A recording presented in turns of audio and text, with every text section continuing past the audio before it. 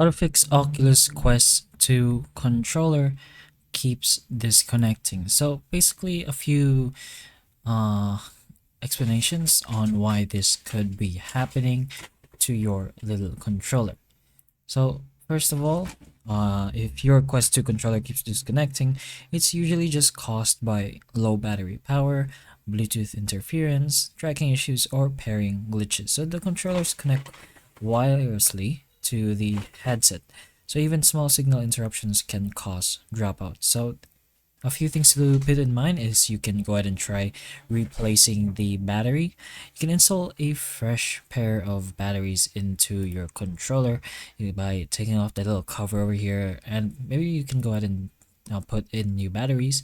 If you see a difference, then of course the problem was probably just the batteries itself. So make sure it's also inserted correctly and fully seated, and you can avoid cheap or weak batteries as well. You can use high quality alkaline or rechargeable as well if you'd like. But anyways, you can also go ahead and try repairing the controller. Not actually like trying to fix it, but pairing it again, I mean. So you can go open the MetaQuest on your phone and try doing the pair of your controller again through the Meta app, but you can select the affected controller and choose unpair and then pair new controller, and then just do the same thing on how you paired it on the first place. I mean, you can also go ahead and try restarting the headset itself. So you can restart the headset, you can hold the power button on the headset itself and then select restart if that's available for you.